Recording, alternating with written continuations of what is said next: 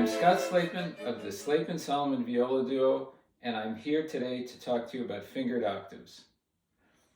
We get emails from time to time asking about playing Paganini and Ernst on the viola. What kind of arrangements have you made? How have you simplified them? And the answer is, at least from how violinists play them, we haven't simplified them at all. And people are often surprised that the tenths haven't become thirds, and the fingered octaves haven't become what they call blind octaves, where you're faking a lot of it. You're not really playing fingered octaves. Many of the notes don't have octaves at all. And the answer is no, we didn't do any of that. You can certainly find people on viola and other instruments simplifying things that way. So I've made previous videos showing how to play tenths on the viola, other big stretches, and today I don't think I've made any about fingered octaves. So I've chosen to use the middle section from the famous Paganini 17th Caprice to demonstrate this. And I will first play the section as the audience would see it, so you can see which fingerings I've chosen, but there are a lot of fingered octaves in there. Of course, there are many possible fingerings, and I'm not even sure I've chosen the best one, but I'm going to stick with it with the same fingering for when I demonstrate it from this position, so you can see what the thumb is doing, which is, at least the goal is, as little as possible. It has to move around a little, but there aren't any huge jumps. And also, by moving the thumb around so little, you'll see that there's no reason. A lot of people think you need to raise the shoulder to kind of make a vice so that you could do this. You could see that the shoulder will stay relaxed during the Paganini, during the fingered octaves.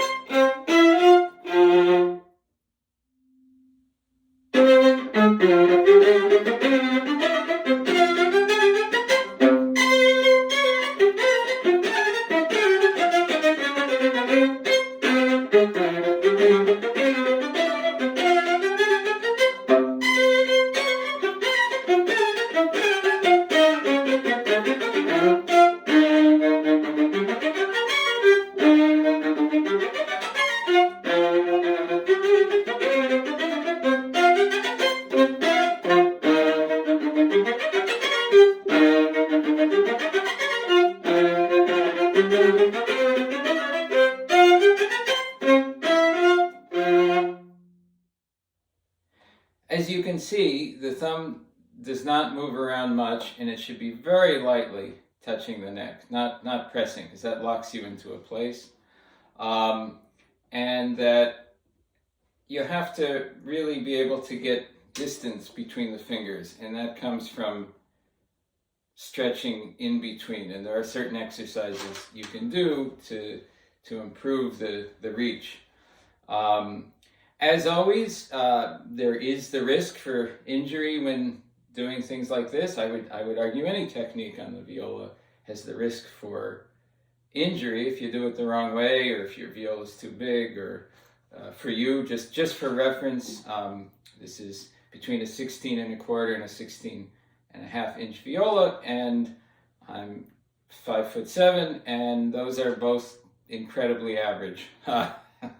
So I would imagine if you're a taller person than I am, you probably could manage these stretches if you did them the right way with a larger viola. And if you're shorter than I am, or if your fingers are shorter than usual, you would need a smaller viola. And as with anything, you should be working, if you're learning how to do this for the first time, you should be working with a private teacher, so that they can guide you in the best way possible to avoid injury and to help you do things the right way. Tanya and I are always available as teachers. We've taught online over Skype for over a decade now, and we'd be happy to work with you on this sort of thing or anything else viola or violin related. So feel free to drop us a line if you're interested in learning how to play fingered octaves on the viola.